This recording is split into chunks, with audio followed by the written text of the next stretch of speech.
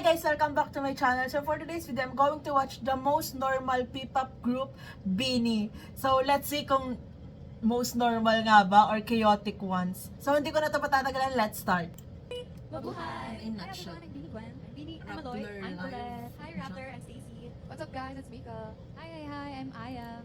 Hi, it's Joanna. Hi, I'm Sheena. And we are. And we are. Bini! Bini! So unserious. Hi. Hi.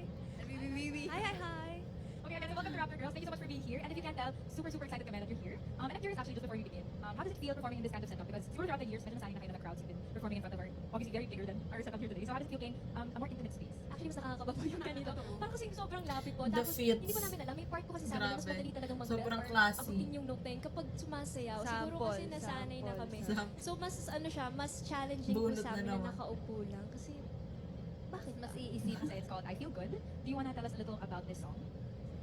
Sorry, chinichika po kasi. sorry po. Ano lang, a little background about I Feel Good. Okay, yung background about I Feel Good, actually sobrang, isa po to sa favorite Parang naming ako songs lang kasi minsan. sobrang, from the title itself, I Feel Good. We feel great every time that I'm with you.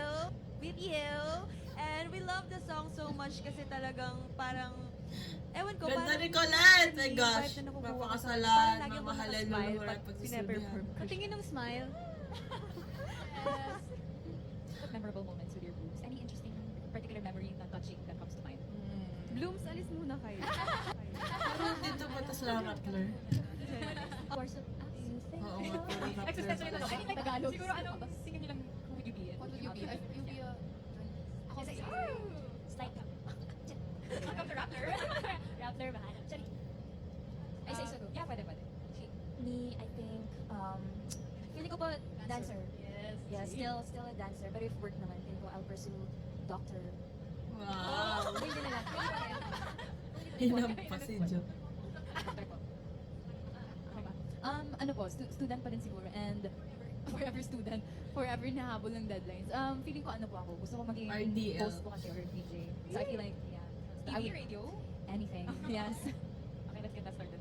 It's so hard to answer. Pero if I were still in school, I mean I'm still in school, pero you know, I would probably take like maybe psychotherapy. Yeah. Eh, paano raw yun? Sample. Very relevant. So, very Ako relevant Jane. today with emphasis on mental health. So, yeah, cool. What about our girls on the stool? Feeling ko po, I will just be a normal student with a big heart, with a big dream.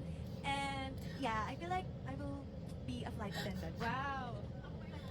Swerte naman ng passengers na very beautiful flight attendant. Thank you for True. Flight Pacific. Wow! Pacific! Pacific! Cebu Pacific. Sorry, hindi Pacific. Nagbanggit ng ano. Ako po, Cebu Pacific.